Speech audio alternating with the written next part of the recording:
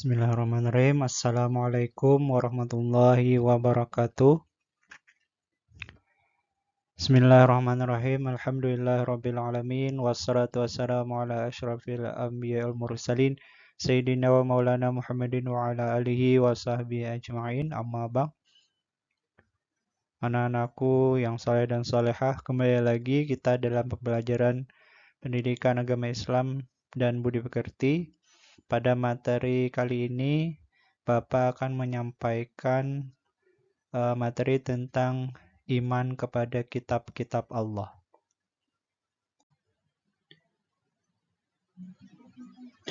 Rukun iman. Nah, rukun iman terbagi dalam 6 bagian, yaitu yang pertama beriman kepada Allah Subhanahu wa taala, yang kedua beriman kepada malaikat-malaikat Allah, yang kedua beriman kepada kitab-kitab Allah, yang keempat beriman kepada Rasul Allah, yang kelima beriman kepada hari akhir, dan yang keenam beriman kepada qada dan qadar. Nah, untuk materi kali ini kita akan membahas tentang rukun iman yang ketiga, yaitu beriman kepada kitab-kitab Allah.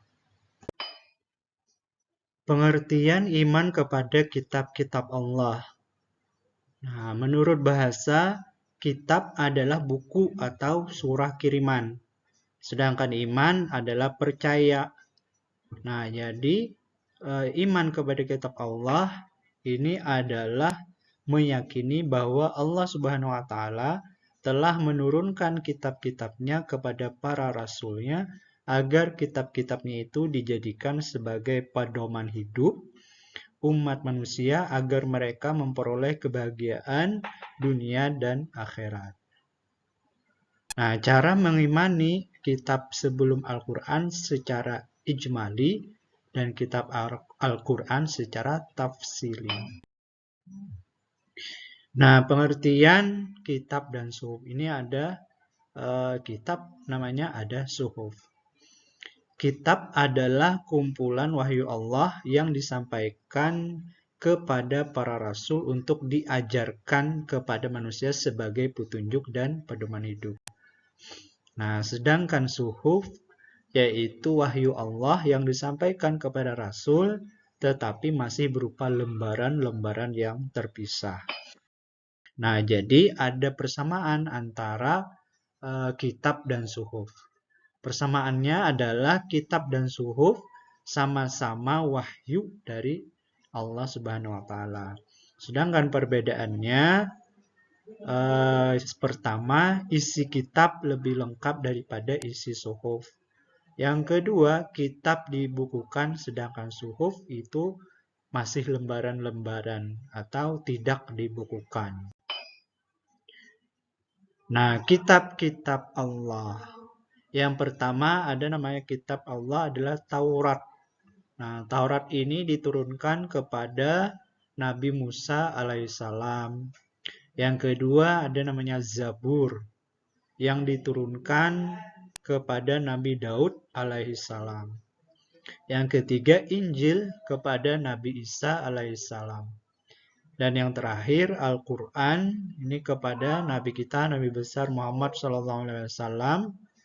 Dan saifah-saifah atau lembaran-lembaran firman Allah kepada Nabi Ibrahim alaihissalam dan nabi-nabi lainnya. Saifah-saifah ini tadi ada suhuf. Nah, suhuf ini diturunkan kepada Nabi Ibrahim alaihissalam. Sedangkan hukum beriman kepada kitab-kitab Allah ini adalah fardu ain. Karena tadi adalah beriman atau percaya kepada kitab Allah ini adalah termasuk rukun iman.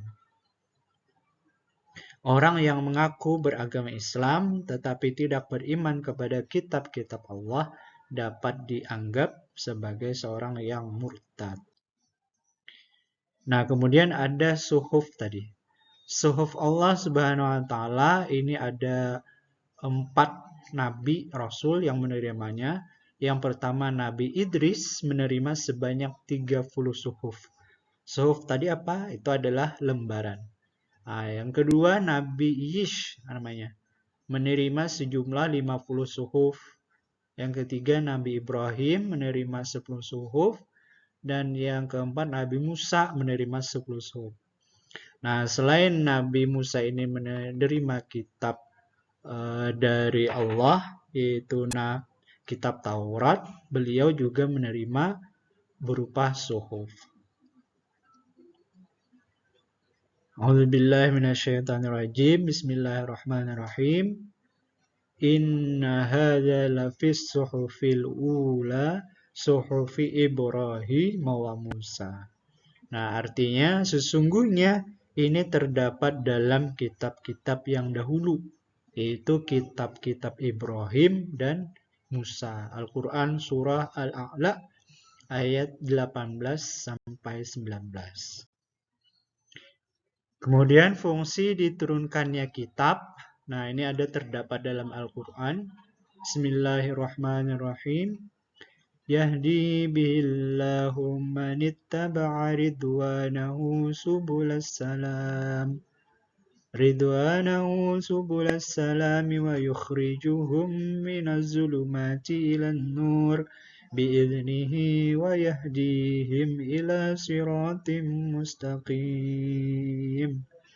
Artinya, dengan kitab itulah Allah memberi petunjuk kepada orang yang mengikuti keridhaannya ke jalan keselamatan, dan dengan kitab itu pula Allah mengeluarkan orang itu dari gelap gulita kepada cahaya dengan izinnya dan menunjukkan ke jalan yang lurus. Al-Quran Surah Al-Maidah ayat 16. Nah, kemudian Alkitab atau kitab ini terbagi 4 tadi. Yang pertama Taurat, Zabur, Injil, dan Al-Quran. Nah, kemudian periodisasi kitab-kitab. Yang pertama kitab Taurat, Nabi siapa tadi? Ya, Taurat adalah Nabi Musa. Diturunkan pada abad ke-12 sebelum Masehi. Kemudian kitab Zabur diturunkan pada abad ke-10 sebelum Masehi. Kitab Injil diturunkan pada abad ke-1 Masehi. Dan kitab Al-Quran diturunkan pada abad ke-7 Masehi. Kurun waktu tahunnya itu adalah 611 sampai 632 Masehi. Nah, berapa lama itu? Adalah 21 tahun. Pertama, kitab Taurat atau Turah. Turah ini artinya instruksi. Nah, kitab Taurat ini diturunkan kepada Nabi Musa alaihissalam di Bukit Sinai. Kitab Taurat menjadi pedoman serta petunjuk bagi Nabi Musa alaihissalam dan kaum Bani Israel. Nah, kitab Taurat ini bahasanya adalah berbahasa Ibrani. Semenanjung Sinai ini adalah sebuah wilayah yang berada di negara Mesir, terletak antara benua Afrika dan Asia, sekitar 450 km dari ibu kota Kairo. Kairo ini letaknya adalah di Mesir. Nah, kitab Taurat yang disebut The Ten Commandments atau 10 firman Tuhan. Nah, karena di dalam Taurat ini isinya adalah instruksi. Kemudian kitab Taurat diwahyukan Allah Subhanahu wa taala kepada Nabi Musa alaihissalam. Hal ini dijelaskan di dalam surah Al-Isra ayat 2 dan Al-Maidah ayat 44. Yang artinya, dan kami berikan kepada Musa kitab Taurat dan kami jadikannya petunjuk bagi Bani Israel. Al-Quran Surah Al-Isra, surah yang ke-17 dalam Al-Quran ayat kedua. Dan yang kedua, ini artinya adalah sungguh kami yang menurunkan kitab Taurat, di dalamnya ada petunjuk dan cahaya. Al-Quran Surah Al-Maidah, surah yang kelima dalam Al-Quran ayat 44. Penjelasan lain dari Al-Quran mengenai kitab Taurat ini adalah Bismillahirrahmanirrahim. وَلَقَدْ آتَيْنَا مُوسَى الْكِتَابَ لَعَلَّهُمْ يَهْتَدُونَ. Dan sungguh telah kami anugerahi kepada Musa kitab Taurat agar mereka Bani Israel mendapat petunjuk. Al-Quran surah Al-Mu'minun ayat 49. Nah, kandungan kitab Taurat ini ada banyak, ada 10 tadi, instruksi-instruksi ya, berupa instruksi. Yang pertama, kewajiban meyakini keesaan Allah. Yang kedua, menyebut nama Allah dengan hormat. Yang ketiga, supaya mensucikan hari Sabtu atau Sabat. Yang keempat, menghormati kedua orang tua.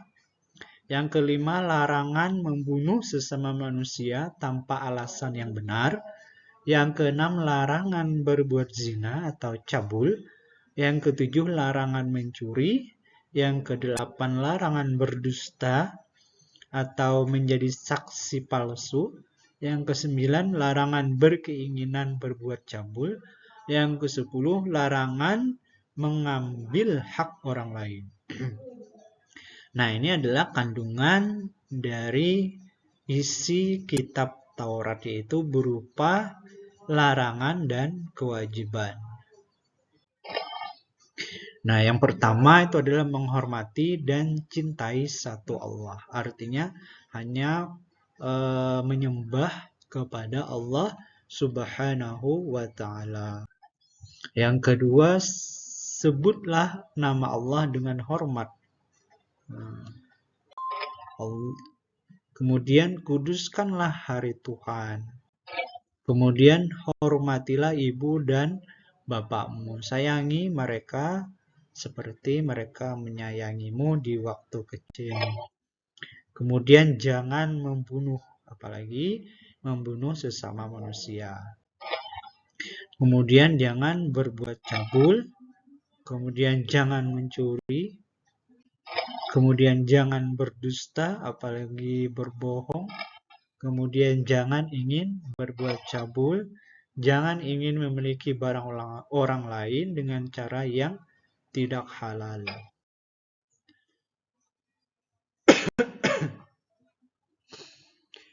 Kitab yang kedua adalah kitab Zabur. Dalam bahasa Arab itu disebut Mazmur. Dalam bahasa Ibrani itu lagu atau musik. Kitab Zabur ini berisi 150 surah yang disenandungkan Nabi Daud alaihissalam, diturunkan di Yerusalem berbahasa Kibetiyah.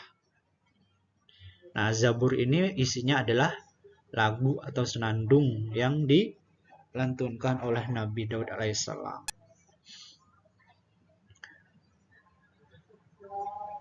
Kitab Zabur ini berisi yang pertama nyanyian kebaktian untuk memuji Tuhan. Yang kedua, nyanyian perorangan sebagai rasa syukur kepada Tuhan. Yang ketiga, ratapan-ratapan jamaah. Yang keempat, ratapan dan doa-doa individu. Dan yang kelima, nyanyian untuk raja. Nah, jadi kitab Zabur ini adalah isinya nyanyian, lagu atau senandung yang diagungkan oleh Nabi Daud alaihissalam. Karena ada sebuah kisah ketika Nabi Daud alaihissalam ini membaca kitab Zabur, maka burung yang terbang itu singgah mendekati Nabi Daud, mendengarkan Nabi Daud membacakan ayat-ayat kitab Zabur ini.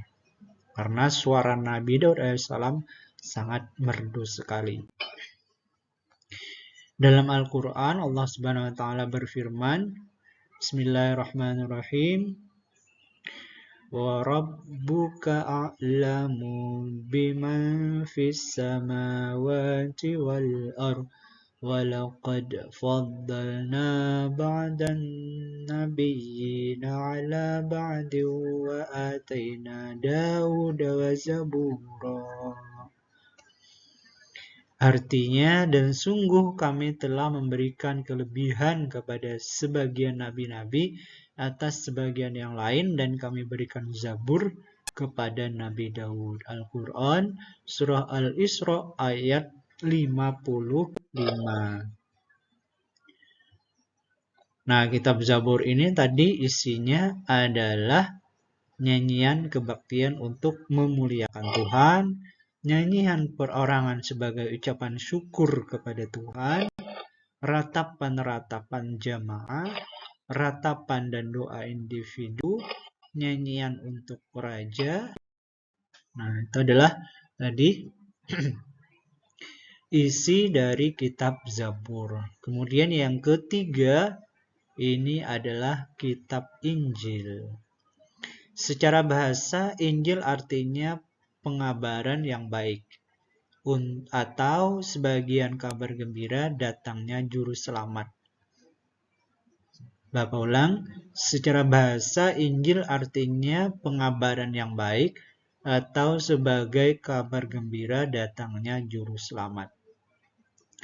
Kitab Injil diturunkan kepada Nabi Isa alaihissalam di Yerusalem dengan bahasa Ibrani untuk mengajak Bani Israel menyembah Allah dan tidak menyekutukannya.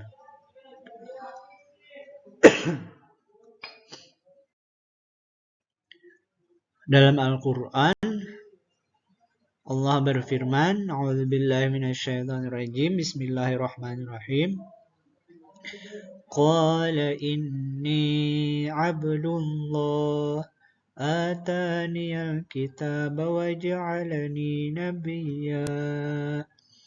Artinya, dia Isa berkata, sesungguhnya aku hamba Allah, dia memberiku kitab Injil dan dia menjadikan aku seorang nabi. Al-Quran surah Maryam ayat 30. Allah Subhanahu wa taala menurunkan kitab Injil kepada Nabi Isa alaihissalam ini sebagai pedoman dan petunjuk bagi umatnya. Dalam Al-Quran yang artinya, dan kami teruskan jejak mereka dengan mengutus Isa putra Maryam, membenarkan kitab yang sebelumnya yaitu Taurat, dan kami menurunkan Injil kepadanya, di dalamnya terdapat petunjuk dan cahaya. Dan benarkan kitab yang sebelumnya yaitu kitab Taurat, dan menjadikan petunjuk serta pengajaran untuk orang-orang yang bertakwa.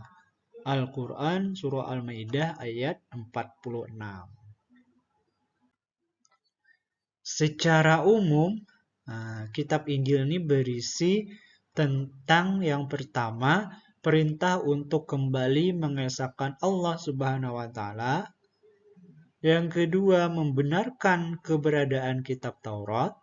Yang ketiga, menghapus beberapa hukum dalam kitab Taurat yang tidak lagi sesuai dengan perkembangan zaman.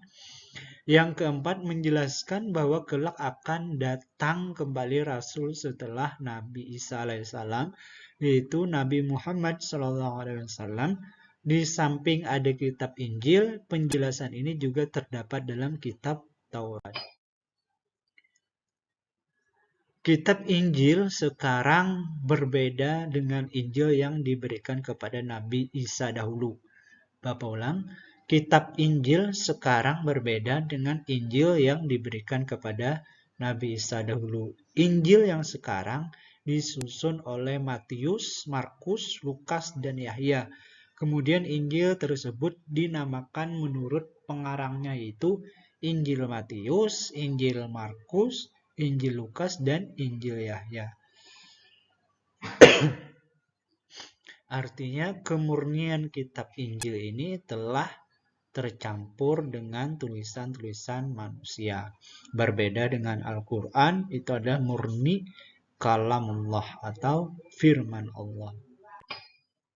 Kitab Injil yang isinya condong kepada kebenaran Al-Quran adalah Injil Barnabas, yang ajarannya yang pertama, Yesus tidak disalib, yang disalib adalah Yudas Iskariot.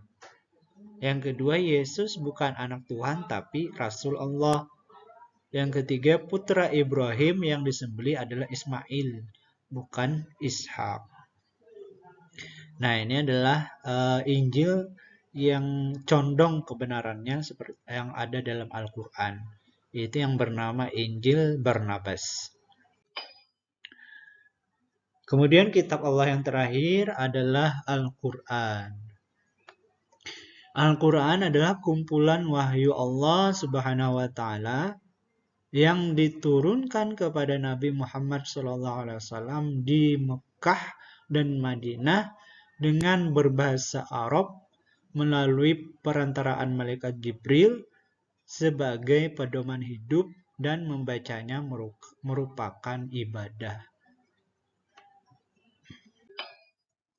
Firman Allah dalam Al-Quran yang artinya, dan kami telah turunkan kepadamu Al-Quran dengan membawa kebenaran, membenarkan apa yang sebelumnya, yaitu kitab-kitab yang diturunkan sebelumnya, dan Al-Quran adalah ukuran untuk menentukan kebenaran terhadap kitab-kitab yang lain itu. Al-Quran Surah Al-Maidah ayat 48.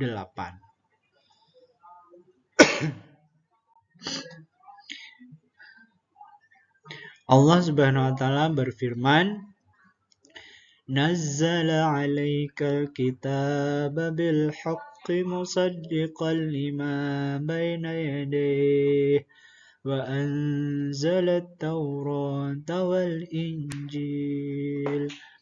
Artinya, Dia menurunkan kitab Al-Quran kepadamu Muhammad yang mengandung kebenaran, membenarkan kitab-kitab sebelumnya, dan menurunkan Taurat dan Injil.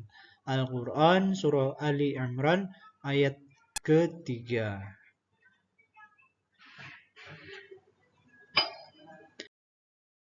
Kemudian proses diturunkannya Al-Quran kepada Nabi Muhammad SAW. Yang pertama, malaikat memasukkan wahyu itu ke dalam hati Nabi Muhammad SAW.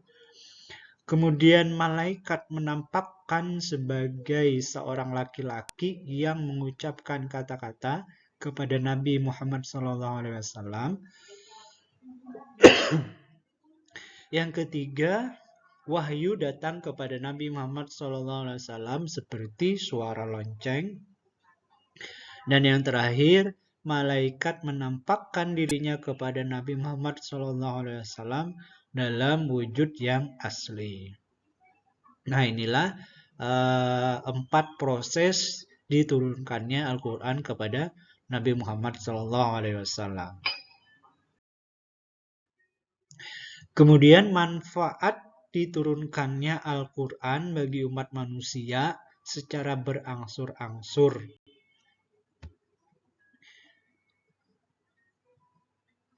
Satu, agar lebih mudah dimengerti dan dilaksanakan. Yang kedua, turunnya Al-Quran sesuai dengan peristiwa yang terjadi. Yang ketiga, memudahkan untuk diingat dan dihafal. Yang keempat, di antara ayat Al-Quran ada yang merupakan jawaban dari pertanyaan-pertanyaan.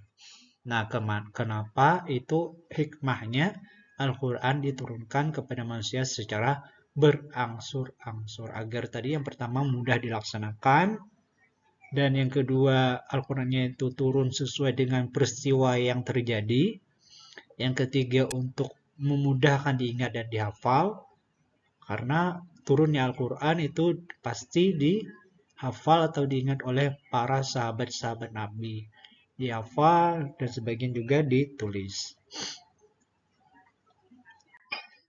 Kemudian kedudukan Al-Quran. Al-Quran ini adalah kumpulan wahyu Allah Subhanahu wa taala, kemudian sebagai sumber hukum Islam yang pertama, karena Al-Quran ini adalah pedoman hidup sebagai sumber hukum Islam yang pertama. Yang kedua adalah hadis, yang ketiga adalah ijtihad, itu adalah sumber hukum Islam. Kemudian fungsi Al-Quran, yang pertama Al-Quran sebagai pedoman hidup, yang kedua Al-Quran sebagai rahmat bagi alam semesta, Yang ketiga, Al-Quran sebagai cahaya atau petunjuk. Yang keempat, Al-Quran sebagai peringatan. Yang kelima, Al-Quran sebagai penerang dan pembeda. Yang keenam, Al-Quran sebagai pelajaran. Yang ketujuh, Al-Quran sebagai sumber ilmu. Yang kedelapan, Al-Quran sebagai hukum.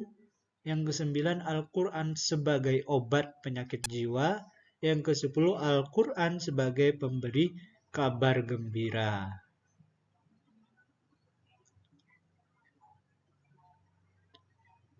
Yang ke-11, Al-Quran sebagai pedoman melakukan pencatatan. Isi kandungan Al-Quran, nah ini ada beberapa.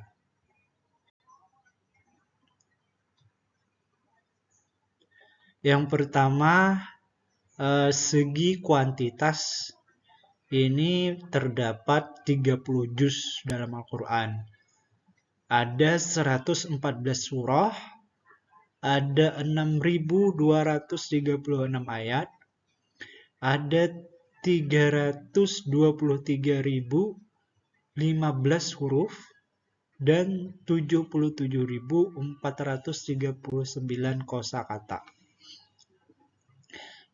Dalam segi kualitas, isi kandungan Al-Quran ini ada 3. Yang pertama akidah, yang kedua akhlak, dan yang ketiga adalah syariah.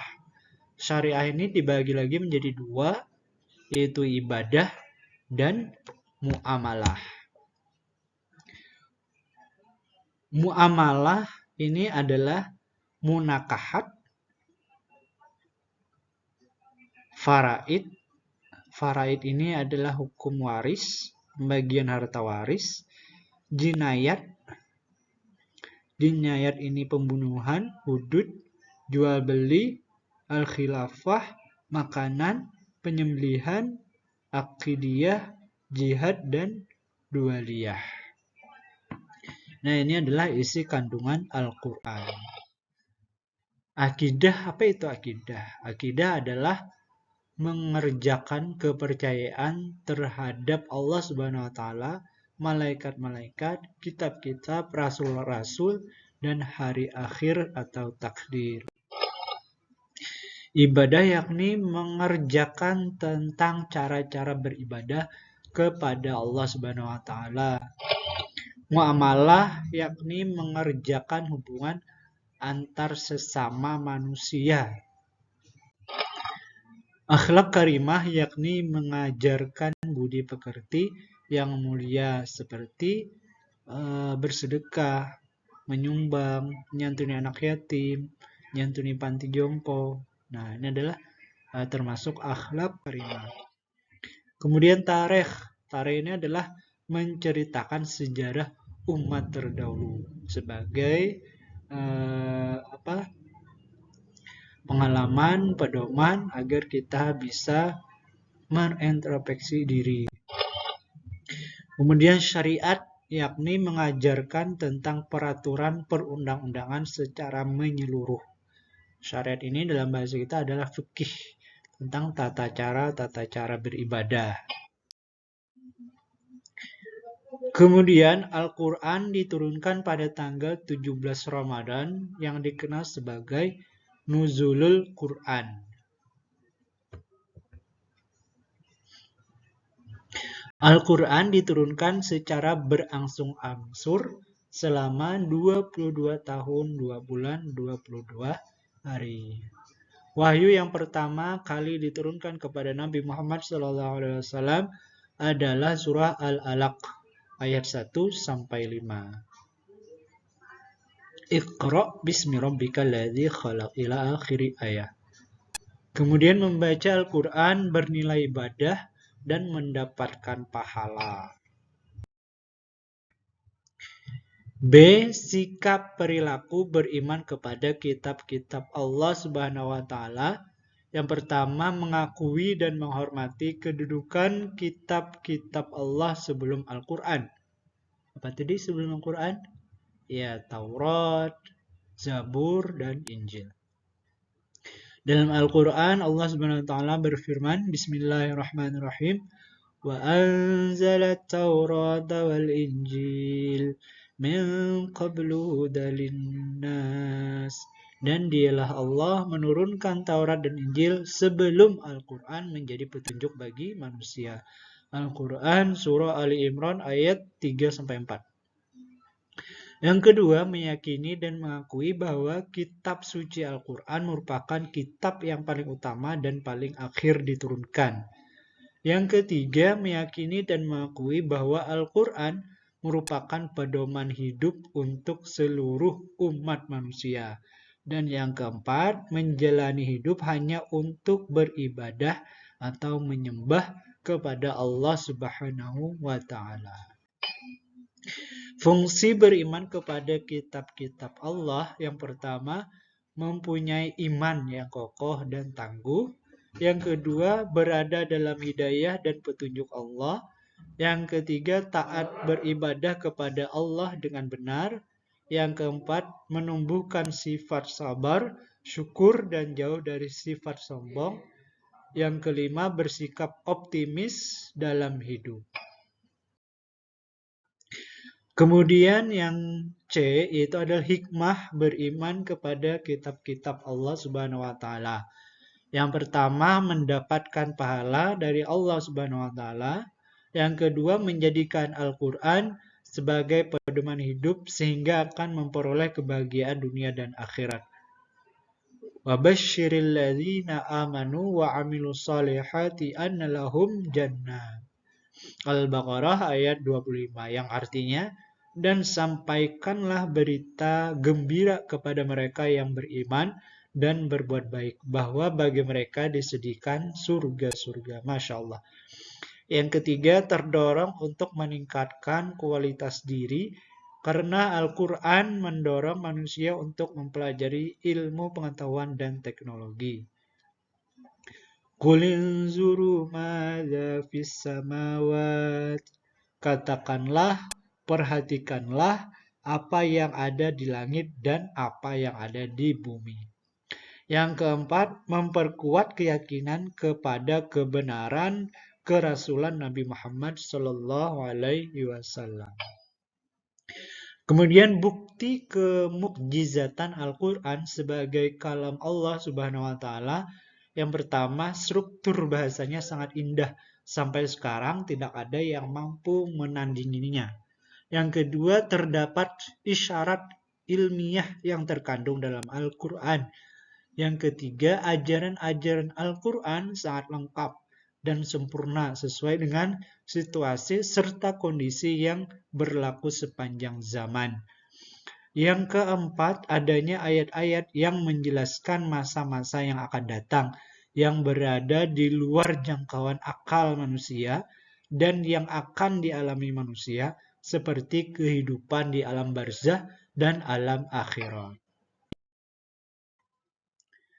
Ayat Al-Quran yang berhubungan dengan ilmu pengetahuan dan teknologi. Bismillahirrahmanirrahim. Wa inna lakum fil an'ami la'ibrah. Dan sesungguhnya pada binatang ternak itu benar-benar terdapat pelajaran bagimu. Al-Quran Surah An-Nahl ayat 66. Bismillahirrahmanirrahim. Wa nafsin wa ma sawwaha fa'alhamaha fujuraha wa taqwaha qad aflaha man zakkaha wa qad khaba man dassaha. Artinya, dan jiwa serta penyempurnaannya, ciptaannya. Maka Allah mengilhamkan kepada jiwa itu jalan kefasikan dan ketakwaannya. Sesungguhnya beruntunglah orang yang mensucikan jiwa itu, dan sesungguhnya merugilah orang yang mengotorinya. Kemudian ayat atau surah yang selanjutnya adalah Bismillahirrahmanirrahim. Ya ma'syaral jinni wal ins in istata'tum an tanfuzu min aqtaris samawati wal ard فانفذوا لا تنفذون إلا بسلطان. Hai jemaah jin dan manusia, jika kamu sanggup menembus melintasi penjuru langit dan bumi, maka lintasilah. Kamu tidak dapat menembusnya kecuali dengan kekuatan. Bismillahirrahmanirrahim.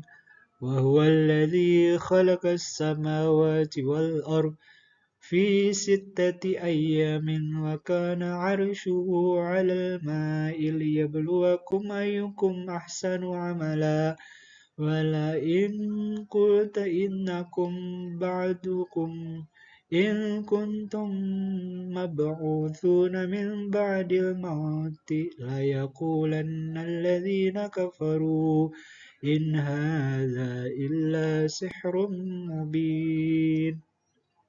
Dan dialah yang menciptakan langit dan bumi dalam 6 masa dan adalah singgasananya sebelum itu di atas air agar dia menguji siapakah di antara kamu yang lebih baik amalnya.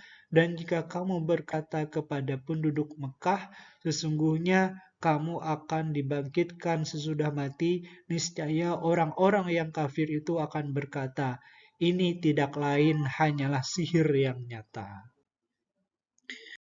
Demikian yang dapat Bapak sampaikan, semoga bermanfaat. Salahillah mohon maaf. Wabillahi taufiq wal hidayah. Wassalamualaikum warahmatullahi wabarakatuh.